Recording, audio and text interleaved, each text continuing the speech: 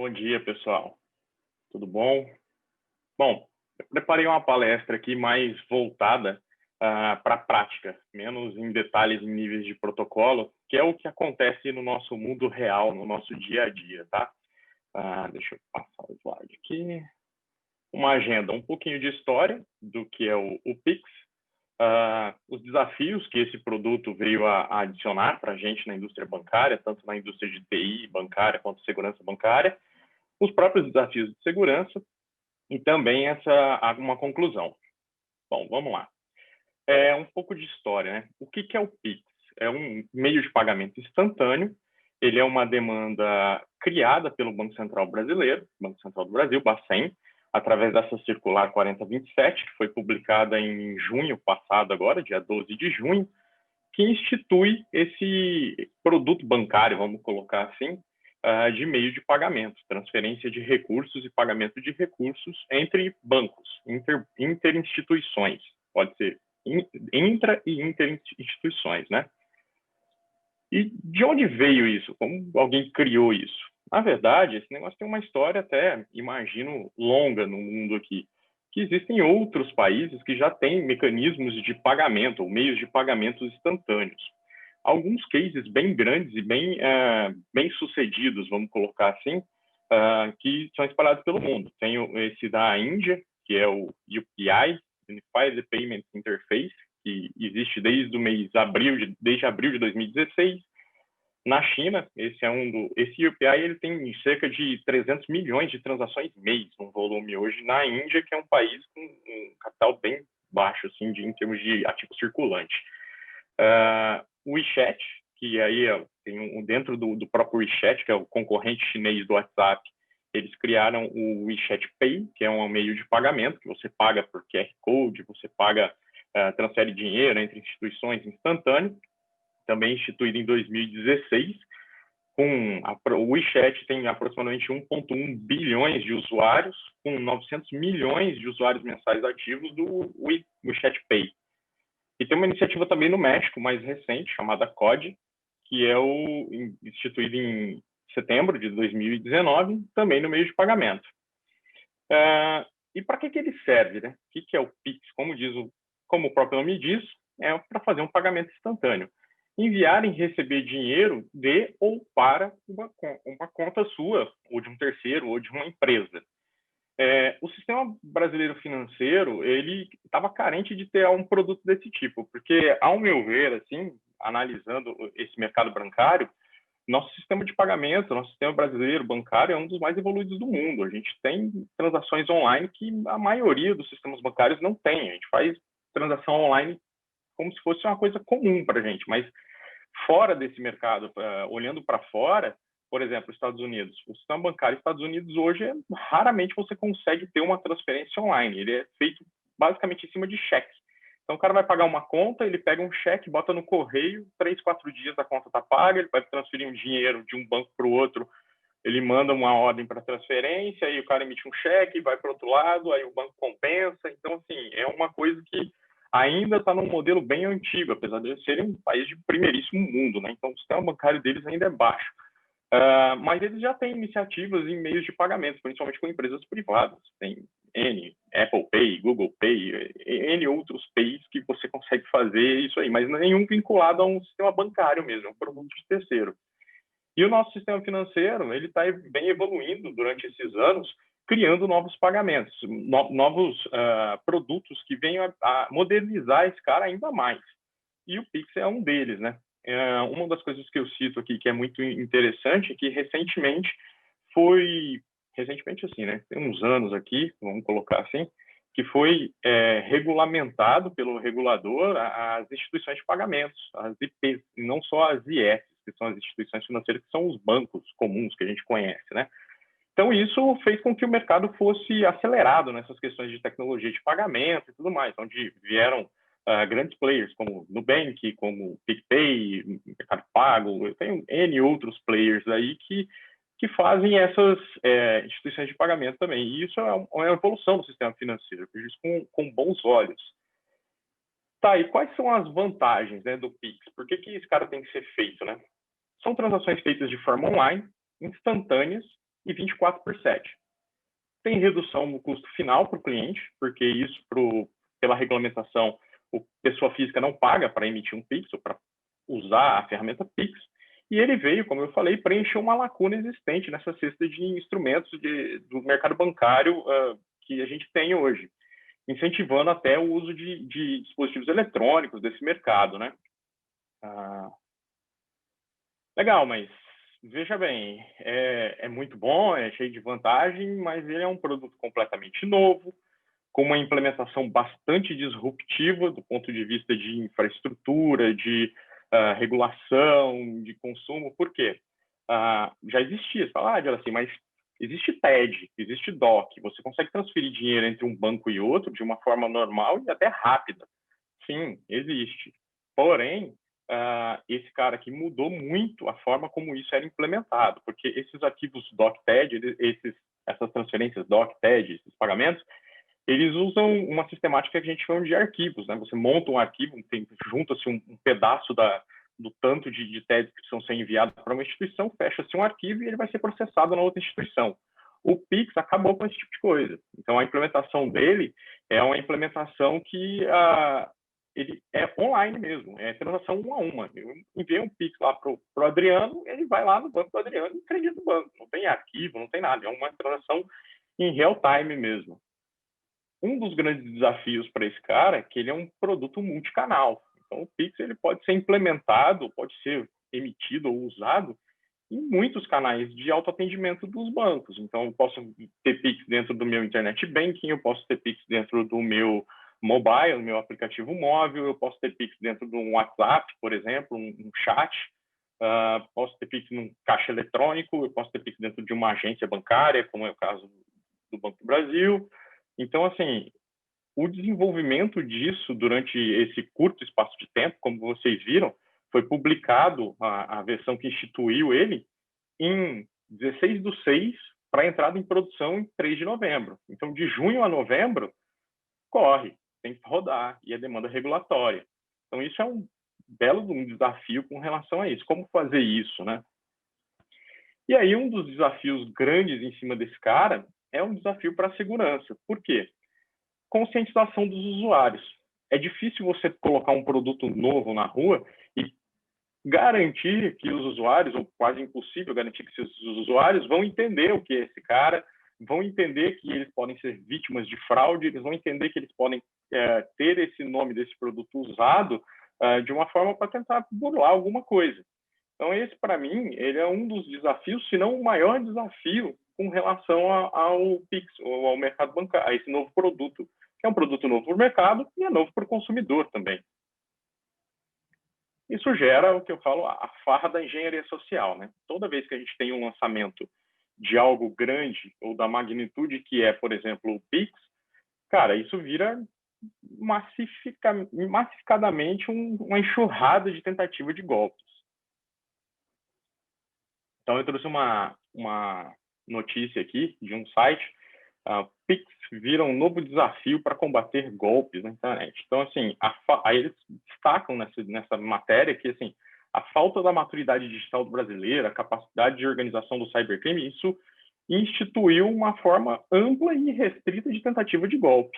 Então, aqui nessa matéria, você tem o link aqui no material, eles falam que com um dia de lançamento, que o Pix ele foi implementado em fases. Então, eu vi uma primeira fase para abertura para o cadastramento das chaves Pix, para o cara se habilitar a receber um Pix, né, o cliente se habilitar a receber um Pix, e em seguida, um mês depois, vinha efetivamente a abertura para as transações, para início das transações. Um dia após o registro da abertura, né, das chaves, do cadastramento das chaves Pix, já tinham mais de 70 domínios falsos registrados com tentativa de golpe. E aí começa chavepix.me, gerenciador Pix. Como o usuário ele não tem esse conhecimento, ele não consegue absorver esse conhecimento de uma forma rápida, isso aqui vira um golpe bastante frutífero, né? E isso vem enviado por SMS, WhatsApp, e-mail, Telegram, qualquer coisa que o cliente ou o usuário tenha acesso, ele vai receber algo nessa linha. Pode estar sendo alvo de uma tentativa de engenharia social. E como o Adriano sempre dizia, né, isso é muito barato, você fazer um ataque desse tipo. Aí eu tenho até um casezinho aqui do Click Here for Done It, né, de algo que aconteceu comigo. Isso aqui, ele não está associado diretamente a um fluxo do Pix, esses são prints da minha tela de celular. Eu estava fazendo um teste de uma liberação de um dispositivo, recebendo um SMS de retorno e tal, e minutos depois eu recebo um SMS de um número totalmente diferente, com um link para clicar para referente ao cancelamento do meu, expirou o cancelamento do seu mobile. Assim, para um cliente leigo, é plenamente inteligível. O cara acabou de fazer uma liberação de um dispositivo através de uma coisa e ele recebe em seguida um pedido que ia cancelar aquilo. O cliente vai clicar. E aí, quando clica, começa. Barra da página falsa, de pedir informação, aí é que agência, conta, senha, número do celular, a outra senha do cara, né, número do cartão de crédito, o código de segurança do cartão de crédito. O cara pede, literalmente eu brinco que ele pede até a cor da cueca do cara. E aí o cliente vai entregar. E isso, a operação realizada com sucesso, isso acaba gerando para esse tipo de atacante insumos para que ele intensifique outras fraudes. Então, hoje, com esse tanto de links e maliciosos, de páginas falsas que os clientes realmente caem, o fraudador consegue obter informações lícitas do cliente, informações quentes e reais, que isso fatalmente volta para o próprio cliente, porque entra potencializa outros tipos de ataques de falsidade ideológica. O cara pode usar esses dados que o cliente passou para abrir conta em outra instituição, para tentar fazer um golpe usando o nome da pessoa que está lá, porque ele tem os dados reais do cliente. O cliente informou, o cliente incrédulo, ele acabou informando, né? E esses ataques acabam ficando mais direcionados, porque esses ataques de engenharia social, com esses links, com essas páginas e tudo mais, são massificados, são ataques literalmente no atacado e não no varejo. Só que uma vez que o cliente cai em alguma coisa desse tipo, eu posso entrar por um ataque no varejo, que é um ataque mais elaborado, porque o fraudador vai ter acesso aos dados desse cliente, às informações pessoais desse cliente, e pode lançar um ataque direcionado em cima do cara. É muito comum ligarem para ele, é muito comum mandarem e-mail ou botar alguma coisa bem direcionada com dados reais do cliente que dá legitimidade ao ataque e forçar o cliente a se detonar até mais, entendeu? Porque o cara ele vai entrar, ele vai entregar, realmente, ele vai ter uma informação lícita do cliente. E isso acaba, cara, virando uma bola de neve, né? Golpes mais comuns, voltando ao Pix, né? Falsos cadastros dessas chaves Pix, sequestro de contas em aplicativos de mensagens, assim, é muito comum a gente ver, sequestraram meu WhatsApp, estão pedindo dinheiro por contato, sequestraram a conta do Facebook, estão mandando mensagem no Messenger e tudo mais. Então, assim, isso acontece diariamente. E, cara, por melhor que o cara seja instruído, dependendo da forma como tá, do dia que ele tá, esse cara ele vai cair. Um golpe que, assim, é extremamente comum, é o golpe de sites de venda. O cara faz um anúncio em um site de venda, bota o número do celular dele lá como um contato, estou vendendo o meu PC usado aqui e tal. O mala vê aquilo lá, o fraudador vê aquilo, liga para o cara, aqui é do site tal, você fez um anúncio, eu preciso confirmar alguma coisa com você e tal, eu vou te mandar um código aí. Aí, cara, e prende a atenção do cara no telefone e manda um código. Só que o código não é do site de venda. O código ele é de uma transferência de um WhatsApp, é um segundo fator de um banco, é uma liberação de um dispositivo, é alguma coisa que o cara vai usar ilicitamente. E o cliente, no telefone, preso com atenção, ele acaba encaminhando aquilo para o fraudador e aí sequestra a conta, aí começa todo o problema na vida do cliente. O cliente achando que ele estava falando com alguém lícito de um site de venda ou de algum anúncio, entendeu? E isso é uma coisa que é o dia a dia, né? Com o incremento aí da pandemia, devido à pandemia, né, a gente vê claramente nos canais, uso de canais, assim, um incremento grande. E isso é preocupante. Por quê? Quando você coloca pessoas novas numa situação forçada, a pessoa acaba não tendo um tempo de se interessar por aquilo, de se preparar para aquilo, de se resguardar com relação a isso. Porque O mundo virtual é a mesma coisa do mundo físico. O mundo físico você está sujeito a ser assaltado, a ser atacado, alguma coisa assim. Só que a pessoa não imagina que isso vai acontecer. E aí, quando você coloca uma série de pessoas que nunca tiveram contato com esses tipos de ataques, com esses tipos de dispositivos, para dentro de um aplicativo móvel, de uma conta, de uma modernidade dessa, essa pessoa é alvo fácil. Ela acaba se tornando um alvo fácil para esse tipo de investida, né? E isso, a gente vê exponencialmente isso crescendo nos últimos meses, a quantidade de pessoas que estão entrando para esse mundo virtual, que estão sendo meio que compelidas a utilizarem aplicativos de banco, aplicativos de mensagem, etc., por conta da nossa situação. E para o fraudador isso também é terreno vasto, né? Aí eu inseri aqui a pausa por um comentário. Isso é até interessante. Eu recebi essa notícia em trocentos grupos de WhatsApp, de mensagem, de linha de timeline e tudo mais, de um ex-diretor do Banco Central que declarou que o Pix é extremamente frágil em segurança, eu não vou usar, eu não quero o Pix, porque pela tese dele, com o Pix eu poderia ser sequestrado na rua e o cara poderia me forçar a fazer uma transferência e limpar minha conta ou fazer alguma coisa do tipo, um ataque físico. Só que na prática, hoje isso já acontece se você precisar, porque uma TED, um pagamento, uma transferência entre contas, ela é feita de forma online. Então, o Pix não veio a causar algum tipo de problema a mais. Ele é mais uma facilidade em cima de algo que já existia e tende a melhorar ainda por conta do meio de pagamento, que ele tem a parte de você conseguir pagar com QR Code, fazer transferências para empresas e tudo mais. E aí a pessoa vem e causa um pânico desse tipo. Não, porque eu não quero Pix, porque isso não é como se diz, não é seguro, o cara pode me abordar. E a gente vê que, por experiência, até na indústria de fraude bancária, que geralmente o fraudador físico, o atacante físico, ele não é o atacante virtual. O atacante virtual, ele não sabe-se onde, o cara não aparece, ele está fazendo um ataque de forma massificada de longe. Mas o fraudador físico não, o cara ele não conhece, e aí ele não conhece o porquê que ele está atacando, ele quer dinheiro, ele vai te atacar para fazer esse relâmpago, etc. Então isso já acontecia, e essa tese de qualquer implementação que você faça em termos de segundo fator ou de novos produtos que vai direcionar para o mundo físico, ela sempre pode ocorrer, mas raramente isso acontece. Eu, particularmente, não tenho reporte, eu não conheço nenhum caso desse tipo de coisa que aconteceu. E isso foi, assim, na indústria bancária, toda vez que a gente tem uma implementação de algo assim, acontece isso. Quando foi colocado cartão com chip, impediu a clonagem de cartão. Então agora o cara vai me sequestrar para ter o chip do meu cartão. Não acontece. Hoje todo mundo tem cartão com chip e isso não é um golpe que é furtivo, não dá tanto dinheiro assim. Então, fiquei no descaso. Quando a gente partiu para tecnologias biométricas, colocar biometria para saque, para essas coisas. O cara vai cortar meu dedo para levar lá no terminal para sacar meu dinheiro. Não vai, porque não funciona, não é assim, o sensor tem que estar vivo, tem toda uma coisa assim.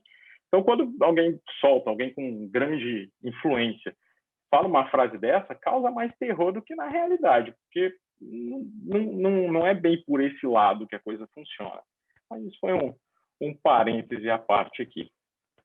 Então, outro grande desafio que a gente teve para a segurança está muito vinculado às características do Pix, que são transações feitas de forma online. Eu estou conectado e vendo ali a coisa rodar com um SLA curto. Então, o produto em si, Pix, ele tem um SLA de 10 segundos para a conclusão de uma transação, e esse SLA ele é cumprido, medido, se a instituição não fizer, cabe até penalização e multa.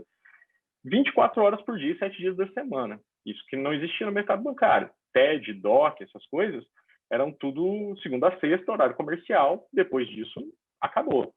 Então, assim, isso mudou o paradigma de como o mercado bancário olha essas coisas. Então, monitorar essas transações, por exemplo, a gente tem toda a instituição financeira tem um monitoramento transacional, que tem perfil de clientes e tudo mais.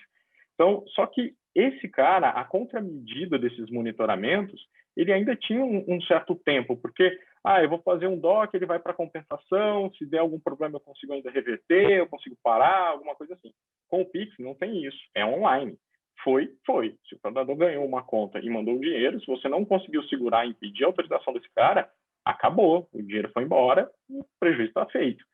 Então, isso foi um desafio muito grande para a gente, para construir um monitoramento de forma que eu consiga ter essa perfil do cliente traçado sem causar nenhum tipo de impacto, principalmente para o cliente, porque a gente brinca, né? O monitoramento, a camada de monitoramento, ela é o último muro antes do cara entrar na sua casa. Se ele passou, já era. Só que se o muro está tão alto, ninguém consegue entrar. Aí eu começo a apertar e penalizar o cliente. É muito fácil eu não bater meu carro, é só não tirar ele da garagem. Então, assim, se eu começar a barrar e causar impacto no cliente, isso também não é legal, né? Então, isso foi um grande desafio. Atender essas características do produto no mercado bancário é uma coisa bem nova e bem inovadora para a gente. Bom, aí eu fiz uma apresentação mais curtinha. Conclusões. Os pagamentos instantâneos, sim, eles eram uma lacuna no nosso sistema bancário brasileiro. A gente não tinha algo multi-instituições de forma amplamente utilizada, como existiam em outros países.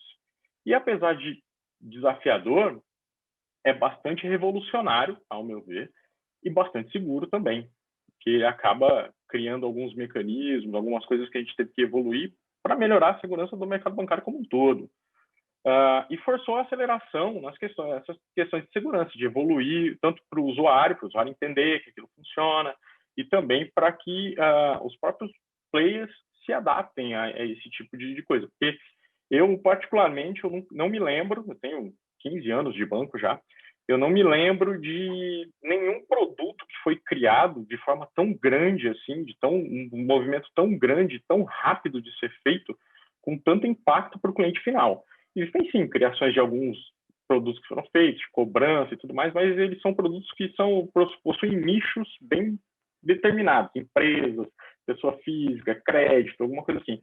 Mas um produto que é amplamente utilizado para qualquer usuário final, é a primeira vez que a gente viu. Isso é bem revolucionário.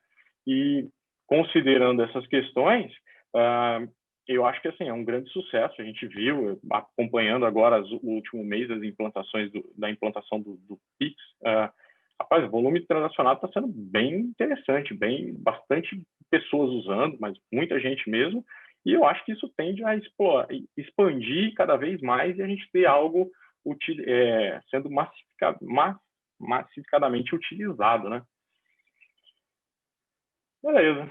Eu deixo uma frasezinha que eu sempre brinco com meus meninos lá: todo dia sai de casa um bobo e um esperto. Se os dois se encontrarem, dá negócio.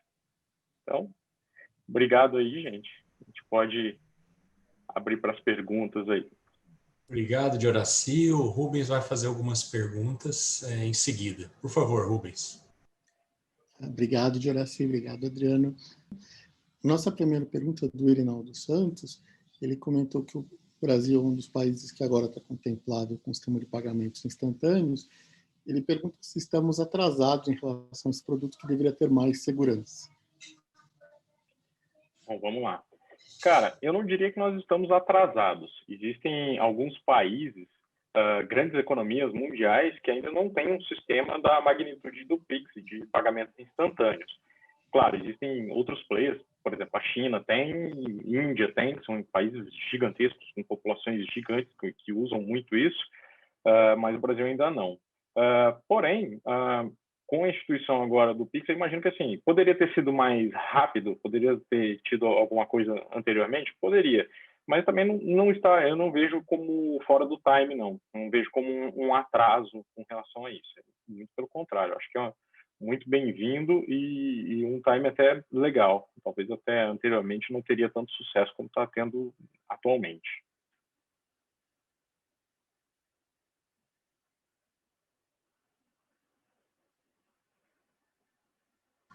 Próxima pergunta é do Túlio Adriano Nunes. Ele pergunta se o Pix seria um tipo de criptomoeda. Ok. Boa pergunta.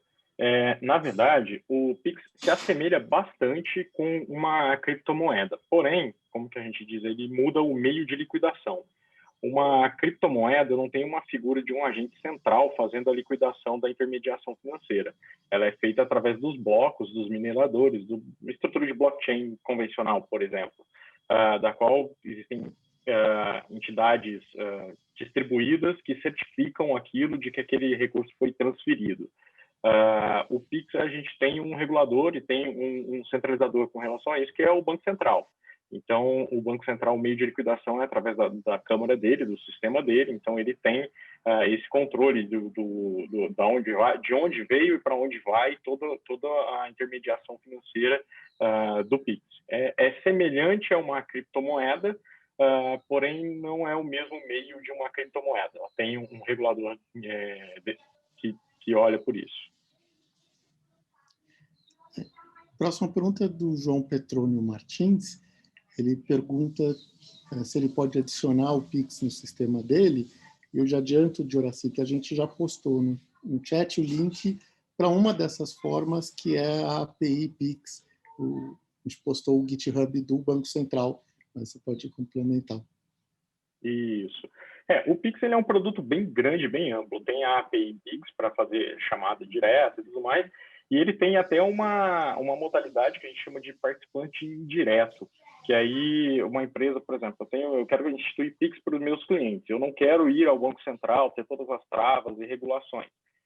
Então, existem a possibilidade de eu ser um participante indireto, da qual quem vai fazer essa ponte com o Banco Central é uma instituição financeira que hoje já opera, e eu faço a minha conexão com essa instituição, que aí eu viro um participante indireto. Então, por exemplo, eu crio a minha empresa, meu aplicativo aqui, eu quero instaurar uma chave Pix para o cara mandar dinheiro para minha carteira, para alguma coisa assim, e eu posso ir, por exemplo, ao Banco do Brasil e falar, Banco do Brasil, eu quero participar do Pix, mas eu vou ser um participante indireto, você faz a interface com o Bacen para mim, faz toda essa parte contábil, toda a intermediação, e eu falo com você. Só que aí teoricamente, o participante indireto é o nome dele quem está lá, então é um cliente dele, não é do banco. Você faz essa intermediação, ou uma outra empresa pode fazer essa intermediação. A gente teve também no chat várias interações sobre questões que não são sobre segurança de informação no Pix, sobre se o Pix é vantagem para o banco cliente, tarifa, são questões bastante controversas aqui, mas não relacionadas ao tema do evento, mas que a gente já notou que várias pessoas já responderam, interagiram, então a gente entende elas como endereçadas. Voltando à segurança da informação, o Erinaldo cita que ele já foi hackeado várias vezes na conta de e-mail, rede social, conta pessoal da Caixa Econômica e também no auxílio emergencial pelo app Caixa Tem, sem o consentimento dele. Como se faz? E se com a chegada do Pix não iremos ficar mais vulneráveis a ataques hacker?